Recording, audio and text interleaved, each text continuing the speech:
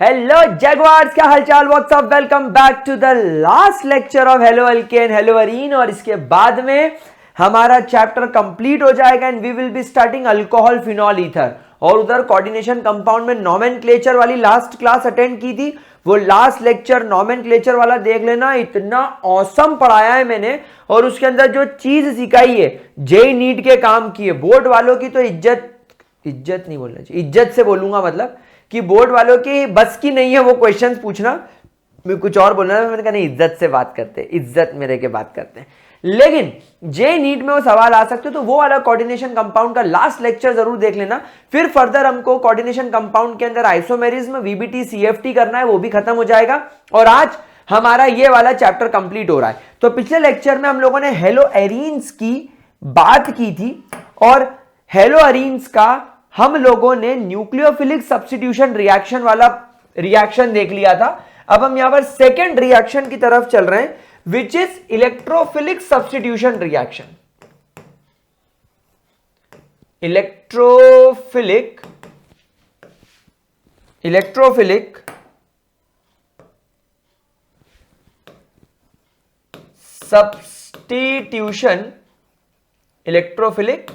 Substitution reaction. अब guys यहां पर आप सभी लोग जानते हैं कि इलेक्ट्रोफिलिक सब्स्टिट्यूशन रिएक्शन का मतलब क्या होता है।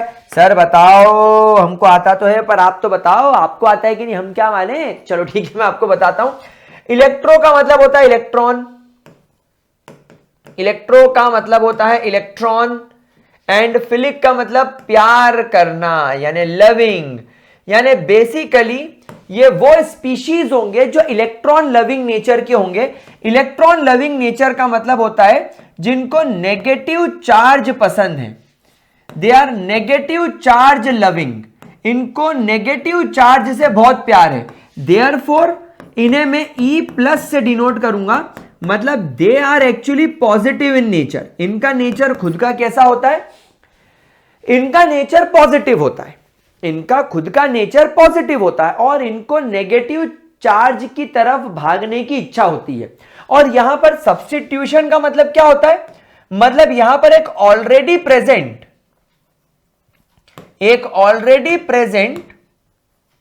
इलेक्ट्रोफाइल को, already present electrophile is replaced by a new incoming electrophile. क्या बात समझ में आई? पुराने ऑलरेडी प्रेजेंट इलेक्ट्रोफाइल को नया वाला इलेक्ट्रोफाइल रिप्लेस करेगा।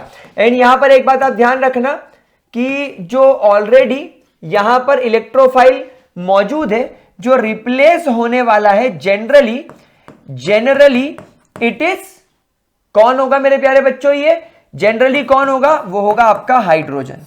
यानी आपके एरोमेटिक कंपाउंड के अंदर जो हाइड्रोजन प्रेजेंट है, आपके एरोमेटिक कंपाउंड के अंदर जो हाइड्रोजन प्रेजेंट है, उसको ये नया इलेक्ट्रोफाइल रिप्लेस करने वाला है।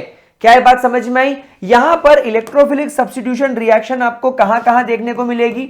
एक, आपको इसके अंदर हेलोजिनेशन देखने को मिलेगा, यानी कि replacement of hydrogen bye halogen. दूसरा, आपको यहां पर नाइट्रेशन देखने को मिलेगा। नाइट्रेशन का मतलब क्या होगा, replacement of hydrogen bye NO2 group. आपको यहां पर सल्फोनेशन देखने को मिलेगा। What do you mean by sulphonation? Replacement of hydrogen bye HSO3 group. यहां पर आपका HSO3 ग्रुप अटैक करेगा, यहां पर आपका नाइट्रो ग्रुप अटैक करेगा, यहां पर आपका हेलोजन अटैक करेगा। तीसरा, फ्रीडल। मेरे को पढ़ाते पढ़ाते इतने साल हो गए, लेकिन मेरे को कभी फ्रीडल की स्पेलिंग आज तक ठीक से नहीं आई। तो गाइज माफ करना मेरे को अगर मैं फ्रीडल की स्पेलिंग गलत लिखता हूं तो Friedel craft alkylation and acylation, ये दोनों के अंदर क्या होगा, एक के अंदर आपका अल्काइल ग्रुप और एक के अंदर आपका C+O+R यानी असाइल ग्रुप, ये अटैक करेगा। तो ये एक एक करके सारी रिएक्शंस हम लोग सीखना शुरू करेंगे। लेकिन उसके पहले एक प्रॉब्लम है, बहुत बड़ी प्रॉब्लम है। ये जनरली लड़कों के साथ होती है। लड़कों का जो क्रश होती है लड़कियां, वो उन्हें कहती है I like you, but I like you not as a boyfriend, but I like you as a friend, but not as a friend, but more than a friend. मतलब तुम मेरे बॉयफ्रेंड नहीं हो, लेकिन तुम मेरे फ्रेंड भी नहीं हो, तुम मेरे लिए फ्रेंड से थोड़े ज्यादा हो, बॉयफ्रेंड से थोड़े कम हो। लड़का सोच रहा है कि यार ये कहना क्या चाहती है, ये मतलब बोलना क्या चाह रही है, कि तू मेरी गर्लफ्रेंड है या गर्लफ्रेंड नहीं है, ये बीच का क्या होता है। ठीक वही प्रॉब्लम यहां इलेक्ट्रोफिलिक सब्स्टिट्यूशन रिएक्शंस के अंदर आ जाती है। क्या प्रॉब्लम आ जाती है? सबसे पहली बात कि तुम्हारे जो हेलो एरीन्स होते हैं, आपके जो हेलो एरीन्स होते हैं, इन हेलो एरीन्स आपका जो हेलोजन ग्रुप होता है, in haloarenes, this halogen group in haloarenes, your X group मतलब आपका halogen group, X group are electron withdrawing group, they are actually electron withdrawing group. और ये कौन सा इफेक्ट शो करेंगे? ये -I इफेक्ट शो करेंगे। मतलब ये लोग एक्चुअली इंडक्टिव इफेक्ट शो करेंगे। कौन सा इफेक्ट बोलते हैं इसको? क्लास 11th में आपको पढ़ाया गया है, इसे इंडक्टिव इफेक्ट बोला जाता है। सर इंडक्टिव इफेक्ट का मतलब क्या होता है? देखो मैं आपको इसको ड्रॉ करके बताता हूं। ये आपका एक बेंजीन का रिंग है, यहां पर डबल बॉन्ड्स है, यहां पर एक सिंगल बॉन्ड से आपका यहां पर क्लोरीन अटैच्ड है। लेट्स इमेजिन ये क्लोरीन के इलेक्ट्रॉन पेयर है। अब आप लोग सब जानते हैं कि यहां पर अटैच्ड जो आपके कार्बन्स हैं, ये carbon are comparatively less electronegative और this carbon is comparatively more electronegative. तो ये जो कोवेलेंट बॉन्ड है, इस कोवेलेंट बॉन्ड की इलेक्ट्रॉन डेंसिटी क्लोरीन अपनी ओर खींचेगा और इस वजह से आप देखेंगे कि इस कंप्लीटली रिंग पर पार्शियल पॉजिटिव चार्ज क्रिएट हो जाएगा और इस पर पार्शियल नेगेटिव चार्ज आ जाएगा। क्या ये बात समझ में आ रही है? क्या ये बात आप लोगों को समझ में आ रही है? अब क्योंकि इस पर पार्शियल पॉजिटिव चार्ज है, रेजोनेंस काम करेगा और इस वजह से धीरे धीरे आपको पूरी रिंग पर कहीं ना कहीं पार्शियल पॉजिटिव चार्ज फील होने लगेगा।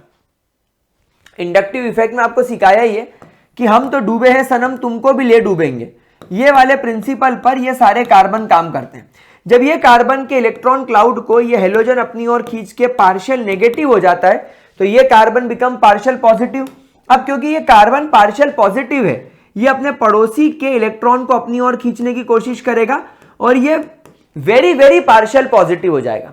मतलब इस कार्बन जितनी पॉजिटिविटी इसमें नहीं होगी, फिर भी हल्की फुल्की होगी और इस वजह से ये पड़ोसी वाला very very very partial positive हो जाएगा। मतलब इन दोनों से और लेस पॉजिटिव लेकिन पॉजिटिव होगा।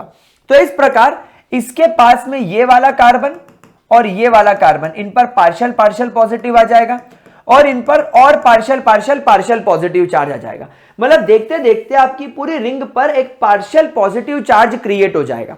अब प्रॉब्लम क्या होगी कि आप रिएक्शन करना चाहते हैं electrophilic substitution reaction.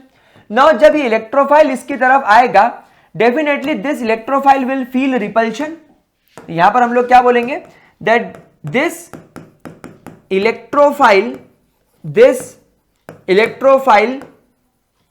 will feel repulsion. This electrophile will feel repulsion और इस वजह से ये रिंग पर इजीली अटैक नहीं कर पाएगा। इस इलेक्ट्रोफाइल पर ये प्रॉपरली अटैक नहीं कर पाएगा। तो ये हो गया I love you as a friend but not as a boyfriend. अब प्रॉब्लम क्या हो गई? दूसरी प्रॉब्लम समझते हैं। बट आपका जो हेलोएरीन होता है, दे शोज रेजोनेंस, ये रेजोनेंस शो करते हैं। दे शो रेजोनेंस क्यों? क्योंकि यहां पर क्लोरीन जो तुम्हारे रिंग से कनेक्टेड है, ये जो आपका क्लोरीन है ये अपने लोन पेयर को इस कार्बन को ट्रांसफर कर देगा। Why? Because this carbon is sp2 hybridised.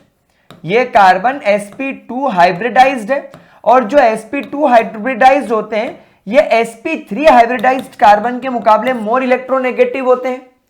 और क्योंकि यहां पर एक कॉन्जुगेशन है and this system is conjugated, ये सिस्टम कौन से नेचर का है? ये कॉन्जुगेटेड नेचर का है ये सिस्टम। तो क्या होगा भाई? कॉन्जुगेशन का मतलब सर मैं भूल गया या मैं भूल गई, एक बार प्लीज बता दो।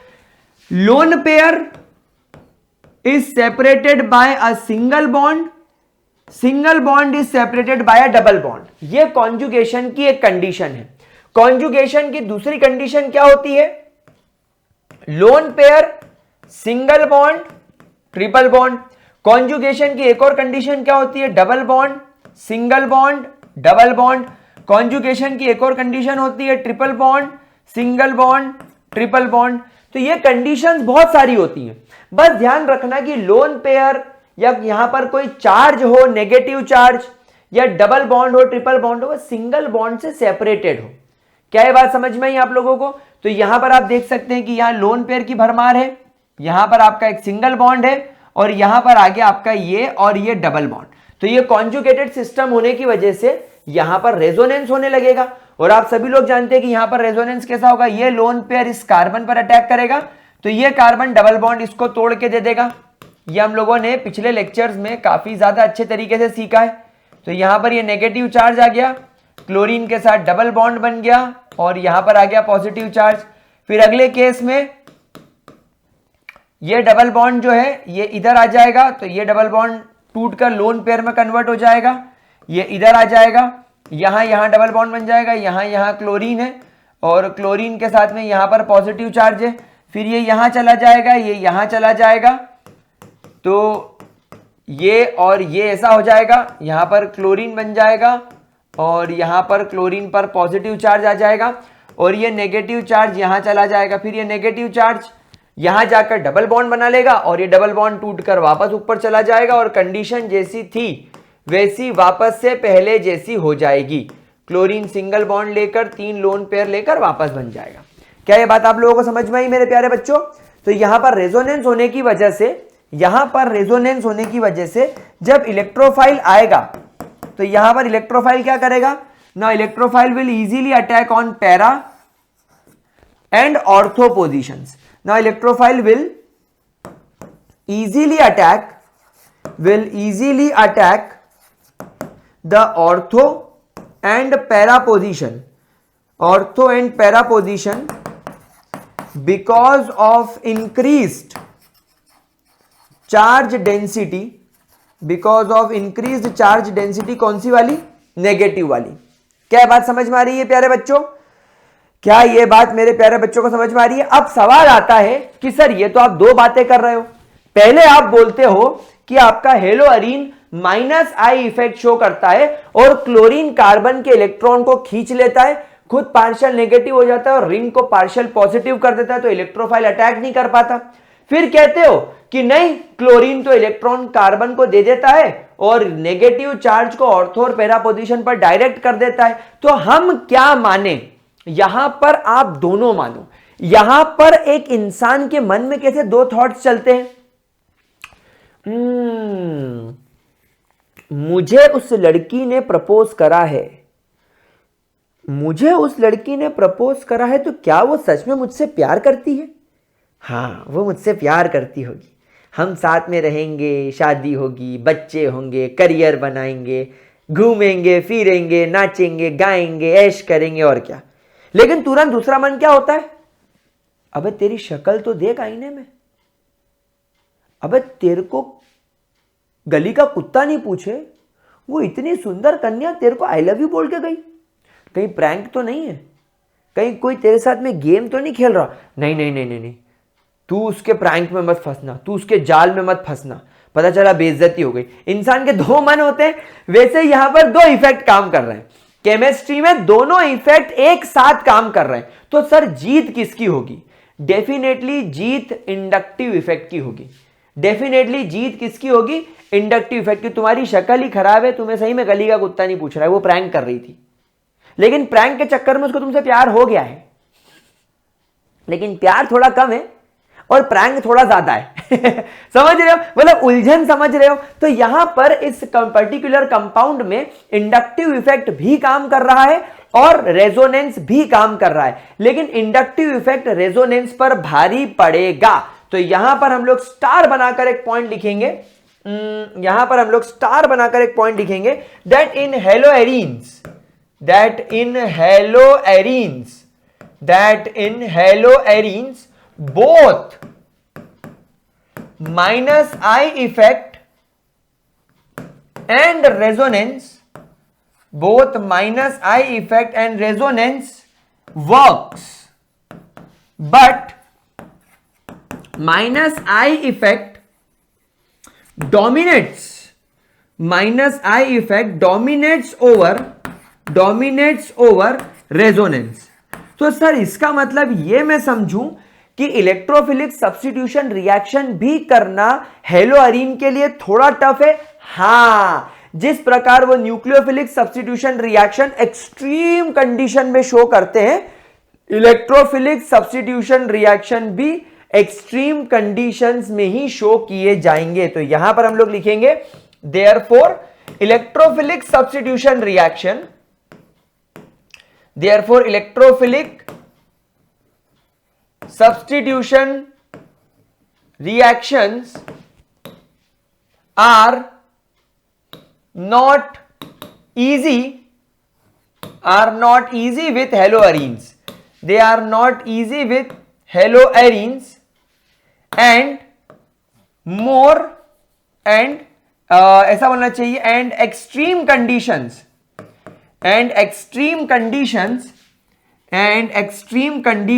like high temperature,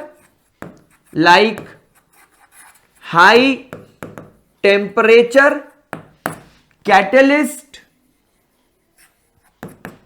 high pressure etc are required, इसीलिए इसकी जरूरत होती है। क्या यह बात समझ में आई आप लोगों को?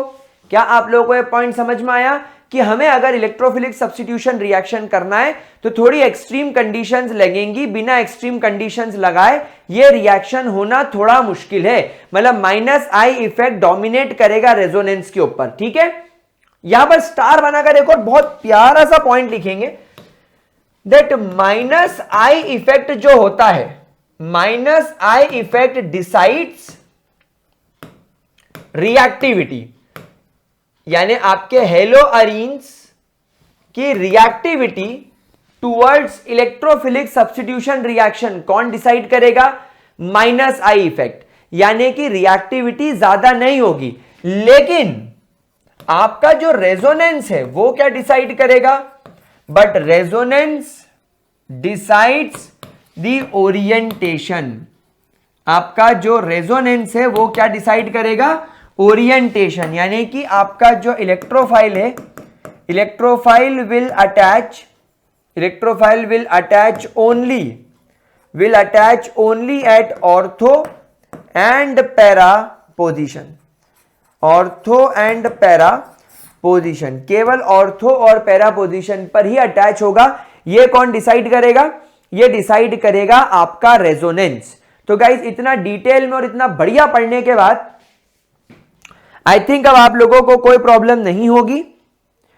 अब हम लोग यहां पर एक एक करके सारी रिएक्शंस देखना चालू करते हैं। अब ये रिएक्शंस आपको आपके NCERT के अंदर भी मिल जाएगी। पहली होती है हेलोजिनेशन। हेलोजिनेशन में आपके पास में एक बेंजीन की रिंग होती है, उसके ऊपर क्लोरीन जुड़ा हुआ होता है, उसका ट्रीटमेंट आप लोग Cl2 के साथ करते हैं, क्लोरोबेंजीन का। यहां पर आप एक लुईस एसिड चूज करते हैं, लाइक एनहाइड्रस AlCl3। यहां पर लुईस एसिड का क्या काम होता है? यहां पर लुईस एसिड का मैं आपको मैकेनिज्म समझा देता हूं।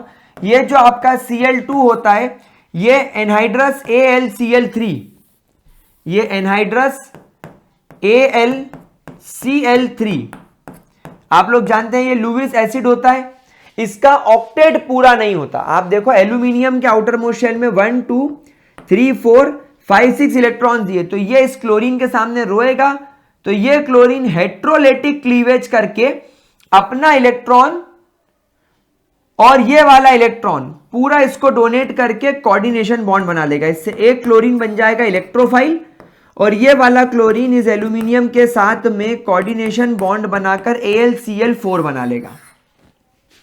क्या ये बात समझ में आई? फिर ये Cl पॉजिटिव यहां पर मौजूद हाइड्रोजन ऑर्थो पोजीशन वाला और पैरा पोजीशन पर मौजूद हाइड्रोजन, इनको रिप्लेस कर देगा, और यहां पर या तो आपको मिलेगा ये वाला क्लोरोबेंजीन, या तो आपके ये वाले पोजीशन पर Cl जाकर अटैच हो जाएगा। क्या ये बात समझ में आई प्यारे बच्चों? क्या ये बात मेरे प्यारे बच्चों को समझ में आई?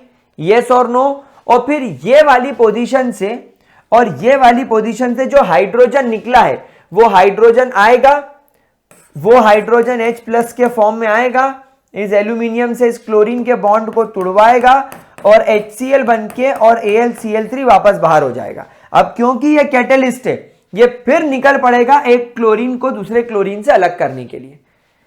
इसे बोलते हैं हम लोग ऑर्थोक्लोरोबेंजीन, ऑर्थोक्लोरोबेंजीन, और इसको बोलते हैं पैराक्लोरोबेंजीन। मैं यहां बेंजीन का शॉर्ट फॉर्म BNZ लिख रहा हूं, आप इसे बेंजीन माने, ठीक है। अच्छा, अब यहां पर सवाल आता है कि दोनों में से मेजर प्रोडक्ट कौन होगा? तो गाइज हमेशा ध्यान रखना, आपका जो पैरा पोजीशन वाला कंपाउंड होता है वो मेजर होता है और ऑर्थो पोजीशन वाला माइनर होता है। इसके पीछे क्या रीजन है? इसके पीछे रीजन है स्टेरिक हिंड्रेंस।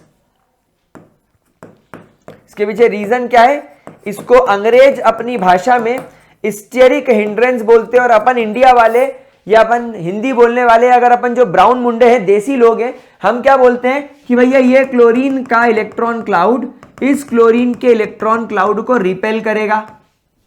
तो ऑर्थो पोजीशन पर क्योंकि पास पास में दो क्लोरीन ग्रुप अटैच्ड है, इनके इलेक्ट्रॉन क्लाउड एक दूसरे को रिपेल करेंगे, लेकिन पैरा पोजीशन पर इस क्लोरीन का इलेक्ट्रॉन क्लाउड और इस क्लोरीन का इलेक्ट्रॉन क्लाउड एक दूसरे से बिल्कुल 180 डिग्री अपोजिट होने की वजह से बहुत कम यहां पर रिपल्शन देखने को मिलेगा।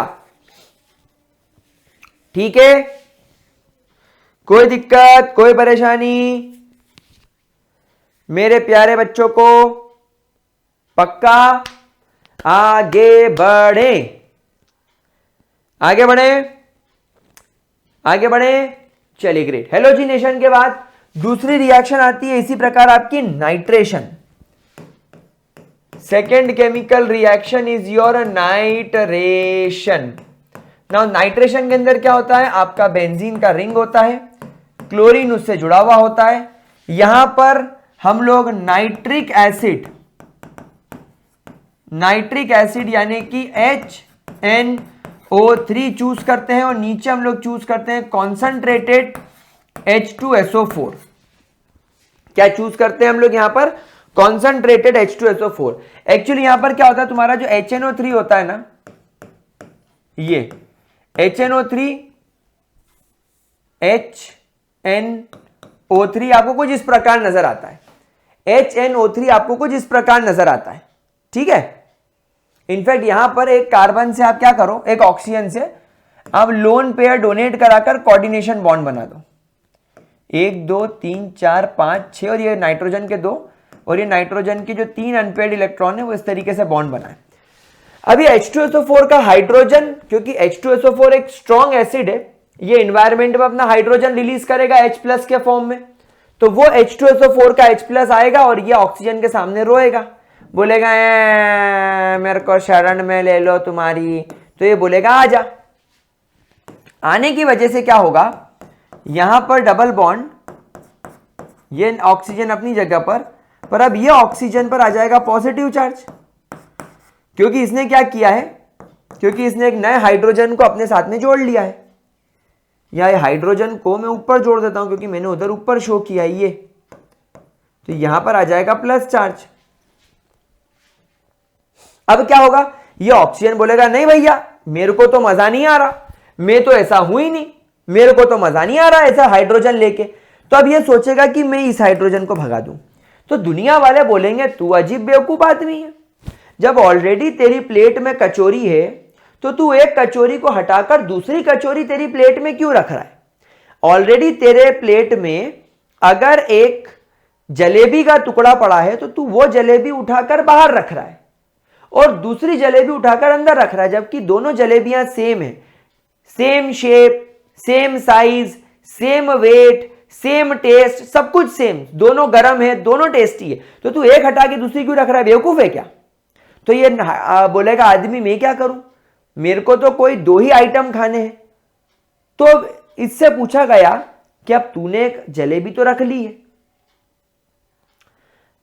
अब तू अगर ये जलेबी हटाकर वापस दूसरी जलेबी रखेगा तो तू बेवकूफ है। तो ये बोलता है मैं क्या करूं? तो बोलते एक काम कर, तू तेरी प्लेट में से समोसा निकाल दे, समोसा हटा दे और दूसरी जलेबी रख ले। यहां पर क्या हुआ, इसने एक हाइड्रोजन को जोड़ा, तो अब यह हाइड्रोजन के चक्कर में इसको निकाल नहीं सकता।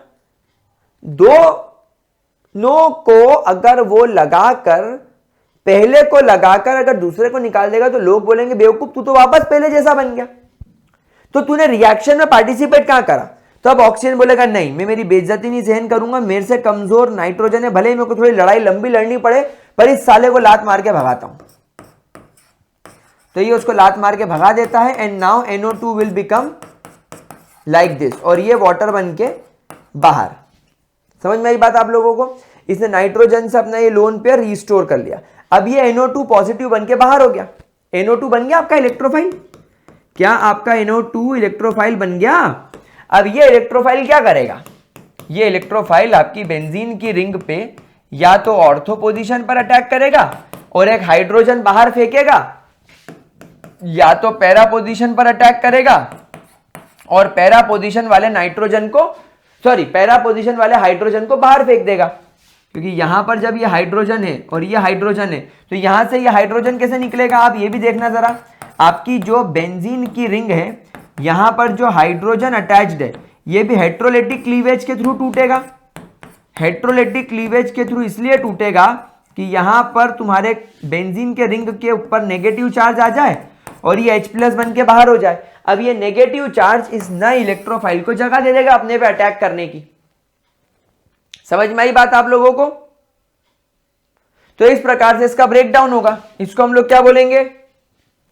इसको हम लोग क्या बोलेंगे? इसको हम लोग बोलेंगे 2 क्लोरो नाइट्रोबेंजीन, 2 क्लोरो नाइट्रोबेंजीन, और इसको हम लोग बोलेंगे 4 क्लोरो नाइट्रोबेंजीन। ये आपका मेजर प्रोडक्ट होगा, ज्यादा मात्रा में बनेगा, ये आपका माइनर प्रोडक्ट होगा, कम मात्रा में बनेगा। समझ में आ रही बात? वही रीजन होगा स्टेरिक हिंड्रेंस। इसका इलेक्ट्रॉन क्लाउड और इसका इलेक्ट्रॉन क्लाउड पास पास में है तो स्टेरिक हिंड्रेंस होगा, इनके इलेक्ट्रॉन क्लाउड दूर दूर है तो स्टेरिक हिंड्रेंस नहीं होगा। समझ में आती है इतनी बात? चलिए अगली रिएक्शन की तरफ चलते हैं। अब हम लोग ज्यादा मैकेनिज्म में टाइम वेस्ट नहीं करेंगे, अब हम लोग फटाफट इस चीज को कंप्लीट करेंगे, that is sulphonation. Sulphonation. Now sulphonation में आपको नाम से समझ में आ रहा है, आपको यहां पर बेंजीन का रिंग लेना है, क्लोरीन लगाना है, यहां पर केवल और केवल कॉन्सेंट्रेटेड H2SO4 लेना है, उसे हीट करना है। H2SO4 में से HSO3 निकलेगा। क्या निकलेगा? HSO3। HSO3 पॉजिटिव बन के निकलेगा और OH नेगेटिव अलग हो जाएगा, यानी कि 2 हाइड्रोजन में से एक हाइड्रोजन और एक O अलग हो जाएगा, और तुम्हारे ये पैरा पोजीशन पर हाइड्रोजन और ऑर्थो पोजीशन का जो हाइड्रोजन निकलेगा वो इसके साथ कंबाइन होकर वाटर बन के बाहर हो जाएगा और ये HSO3 उसकी जगह ले लेगा। ठीक है, कोई दिक्कत, कोई परेशानी मेरे प्यारे बच्चों? तो यहां पर आपका पहले वाले कंडीशन में क्लोरीन के ऊपर HSO3 या SO3H यहां अटैच कर देंगे, इसको लेंगे 2 क्लोरो बेंज सल्फोनिक एसिड, इसको बोलते हैं बेंज सल्फोनिक एसिड। और दूसरी कंडीशन में क्लोरीन यहां अटैच हो जाएगा, SO3H यहां अटैच हो जाएगा, इसको बोलेंगे 4 4 chloro Benz sulphonic acid, 4 chloro Benz sulphonic acid. ठीक है, अब आपको पता ही है इसमें मेजर प्रोडक्ट कौन सा होगा। Obviously this one will be your major product and this one will be your minor product. ठीक है, सल्फोनेशन क्लियर हुआ, कोई दिक्कत कोई परेशानी, आगे बढ़े। चलिए अब अगली रिएक्शन ऑब्वियसली हमारी कौन सी है, फ्रीडल क्राफ्ट रिएक्शन। तो हमारी नेक्स्ट रिएक्शन है फ्रीडल क्राफ्ट रिएक्शन। अब फ्रीडल क्राफ्ट में सबसे पहले मैं आपको सिखाऊंगा अल्काइलेशन। गाइस अल्काइलेशन का मतलब होता है addition of alkyl group. Alkylation का मतलब क्या होता है, अल्काइलेशन का मतलब क्या होता है, एडिशन ऑफ अल्काइल ग्रुप। देखिए मैं आपको सिखाता हूं। हमने यहां पर बेंजीन का रिंग लिया, यानी मैं डायरेक्टली बोलूं क्लोरोबेंजीन लिया। क्लोरोबेंजीन का ट्रीटमेंट मैंने अल्काइल क्लोराइड के साथ कर दिया। अब यहां पर आपने मिथाइल क्लोराइड लिया है, आप यहां पर कुछ भी ले सकते हो, यानी आपने एक्चुअली यहां पर अल्काइल हैलाइड लिया है और यहां पर आपने वापस से आपका फेवरेट कैटेलिस्ट एनहाइड्रस AlCl3 मिला दिया। तो ये AlCl3 इसको हेट्रोलेटिकली तोड़ेगा, ये CH3Cl को AlCl3 कैटेलिस्ट हेट्रोलेटिकली तोड़ेगा, तो ये बन जाएगा मिथाइल कैटायन और ये क्लोरीन अपना लोन पेयर इस एल्यूमिनियम को देकर एक कॉम्प्लेक्स बना लेगा AlCl4। अब ये बन गया इलेक्ट्रोफाइल, ये बेंजीन के रिंग पे जाके अटैक करेगा। आप लोगों को ये टेक्निक पता होनी चाहिए। खैर चलो मैं इसको रब नहीं करूंगा, आप लोग इससे लिखा रहने दें। तो यहां पर या तो पैरा पोजीशन पर जुड़ जाएगा ये इस तरह, और या तो ये ऑर्थो पोजीशन पे जुड़ जाएगा। समझ में आ रही बात आप लोगों को। इसको पहले वाले को नाम दे देते हैं हम लोग 2-क्लोरोटोल्यूइन। सर आपने इसको टोल्यूइन क्यों बोला, क्योंकि बेंजीन रिंग के ऊपर, क्योंकि बेंजीन के ऊपर जो CH3 होता है इसको अपन टोल्यूइन बोलते हैं। अब क्योंकि ये पहला कार्बन है, क्योंकि हम लोगों ने इसको पेरेंट माना है, तो पेरेंट पे जो CH3 जुड़ा हुआ है वो नंबर 1, तो फिर ऑटोमेटिकली ये नंबर 2 हो जाएगा नॉमेनक्लेचर रूल के हिसाब से। इसको अपन बोलेंगे 4-क्लोरोटोल्यूइन। ठीक है, फिर दूसरी रिएक्शन होती है आपकी acylation. Now what do you mean by acylation. Acylation के अंदर बेंजीन रिंग के ऊपर Cl, पर यहां पर हम लोग CH3C डबल बॉन्ड OCl लेते हैं। यहां पर हम लोग क्या लेते हैं, CH3C डबल बॉन्ड OCl, यानी एक्चुअली यहां पर हम लोग असाइल ग्रुप लेते हैं। ठीक है, इसको क्या बोलते हैं, this is called as acyl group. अब यहां पर भी वही आपको ट्रीटमेंट करना है, एनहाइड्रस AlCl3 ले लो, Cl C double bond O हेट्रोलेटिकली टूट जाएगा। ठीक है, नहीं ये ऐसा नहीं टूटेगा, क्लोरीन अलग होगा ना, तो क्लोरीन हेट्रोलेटिकली टूट जाएगा और यहां पर CH3C डबल बॉन्ड O, ये CH3C double bond O CH3 या तो ऑर्थो पोजीशन पर जुड़ जाएगा या तो C double bond O CH3 para position पर जुड़ जाएगा। क्या बात समझ में आई। पहले वाले को बोलेंगे 2-क्लोरोएसिटोफिनॉन, क्योंकि ये आपका RC डबल बॉन्ड OR यानी आपका ईस्टर बन गया है, ईस्टर बन गया, तो उसको बोलेंगे 2-क्लोरोएसिटोफिनॉन। गाइस ये बहुत इंपॉर्टेंट रिएक्शन है ईस्टर फॉर्मेशन की, यानी आप हेलो अल्केन का इस्तेमाल करके ईस्टर बना सकते हैं, जिसको बोलेंगे 4-क्लोरोएसिटोफिनॉन। एसिटोफिनॉन क्या होता है, एसिटोफिनॉन होता है बेंजीन रिंग के ऊपर C double bond O CH3, इसको एसिटोफिनॉन बोलते हैं, RC double bond OR acetophenone. तो एसिटोफिनॉन रिंग के इस पोजीशन को 1 बोलेंगे, तो ये हो जाएगा 2, ये 4 हो जाएगा, क्योंकि हम इसको 1 बोल रहे हैं। यहां पर ऑब्वियसली ये मेजर प्रोडक्ट होगा, ये माइनर प्रोडक्ट होगा, यहां पर ये माइनर प्रोडक्ट होगा और ये मेजर प्रोडक्ट होगा। समझ में आ रही है इतनी बात आप लोगों को? कोई दिक्कत, कोई परेशानी? 100% चीज क्लियर है, क्लीन है? कोई दिक्कत आ रही हो तो मुझे बताओ, ठीक है? चलो अभी 35 मिनट्स हुए हैं, यानी हम लोगों के पास में काफी टाइम है अभी।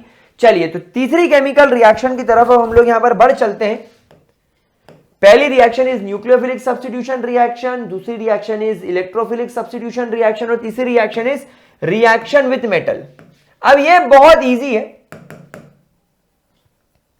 बहुत इजी है। जैसे आपको उधर मैंने वुड्स रिएक्शन पढ़ाई थी, वैसे ही यहां पर मैं आपको पढ़ा रहा हूं एक नेम रिएक्शन जिसका नाम है फिटिग रिएक्शन। जिस प्रकार मैंने आप लोगों को वहां पर वुड्स रिएक्शन पढ़ाई थी, यहां पर मैं आप लोगों को पढ़ा रहा हूं फिटिग रिएक्शन। फिटिग रिएक्शन के अंदर बिल्कुल चोरी करी गई है वुड्स रिएक्शन की, बस डिफरेंस यह है कि वहां पर 2 अल्काइल हैलाइड लिए गए थे, यहां पर 2 अराइल हैलाइड लिए जाएंगे, यानी 2 हेलो अरीन लिए जाएंगे, वहां हेलो अल्केन लिए जाते थे। बस इतना सा डिफरेंस है। इसी के साथ आवाज फटती हुई और लोगों की कान फटती हुई। 2Na + 2Cl, 2NaCl बन के बाहर, और ये 2 बेंजीन के रिंग आपस में कनेक्ट हो गए। ये 2 बेंजीन के रिंग आपस में कनेक्ट हो गए। समझ में आई बात? दूसरी रिएक्शन होती है वुड्स फिटिग रिएक्शन।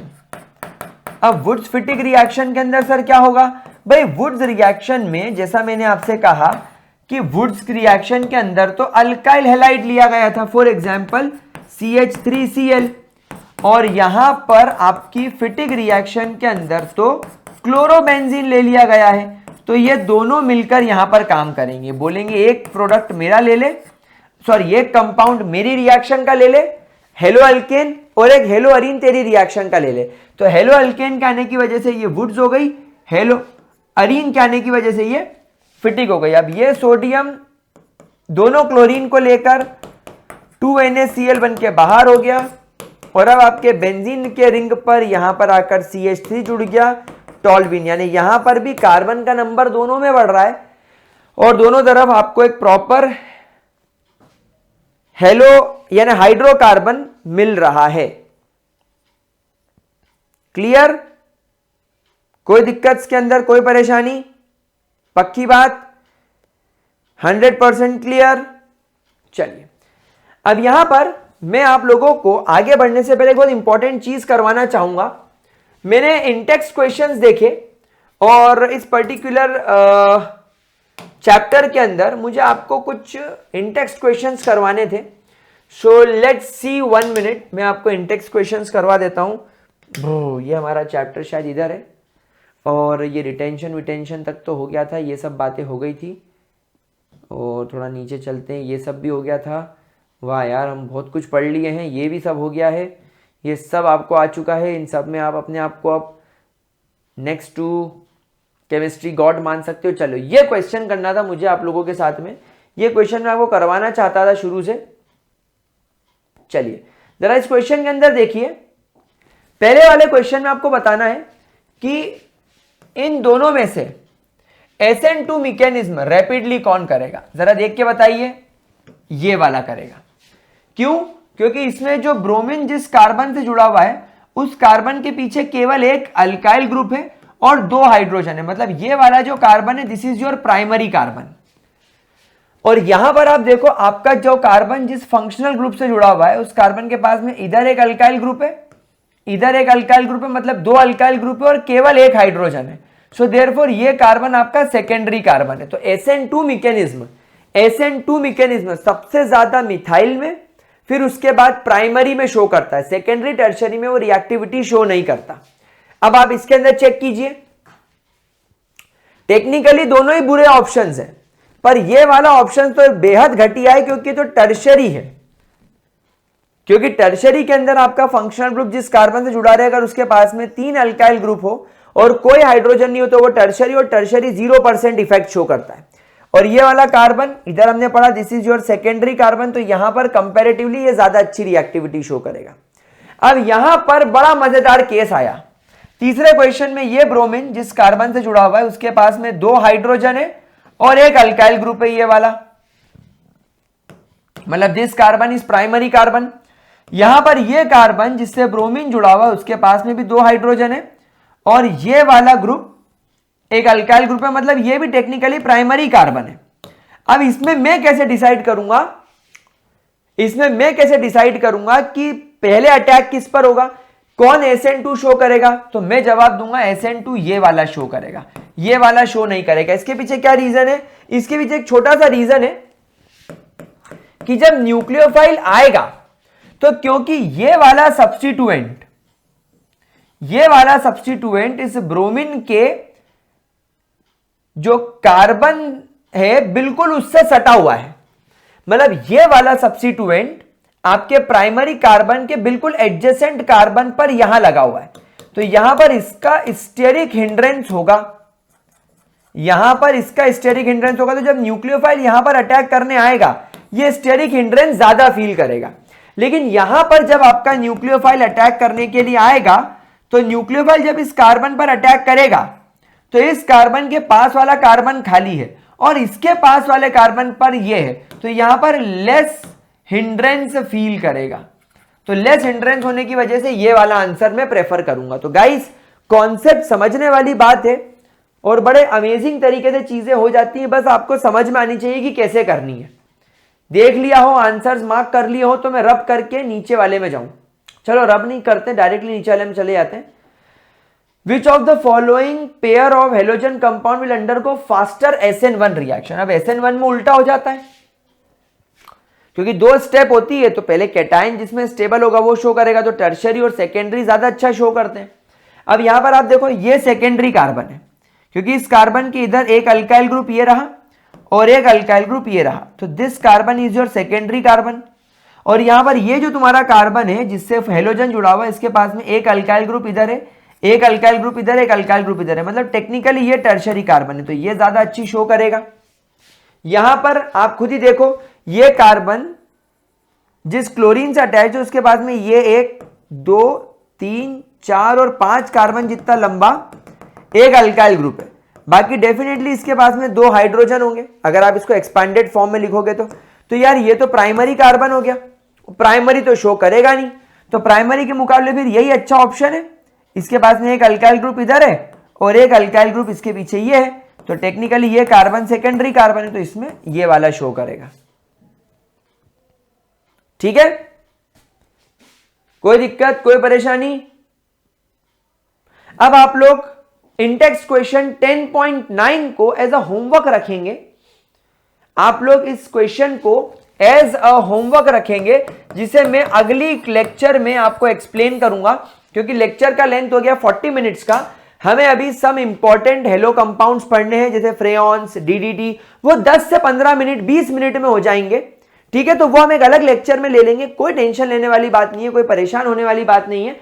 आप इसको सॉल्व करके रखिएगा, मैं अगले लेक्चर में इसको सॉल्व करूंगा और फिर आगे बढ़ूंगा। तो आज का लेक्चर गाइस अपन यहीं खत्म कर देते हैं, मिलते हैं आप लोगों से अगले लेक्चर में, तब तक के लिए bye bye, take care, good night. And इस लेक्चर के बाद वाला जो लेक्चर आएगा उसे हम लोग लास्ट कंसीडर करेंगे। सॉरी मैंने स्टार्टिंग में इसको लास्ट बोल दिया था, बट कोई बात नहीं, अगला लेक्चर लास्ट होगा, फिर अल्कोहल फिनॉल ईथर पे जाएंगे। चलिए bye bye, good night, take care.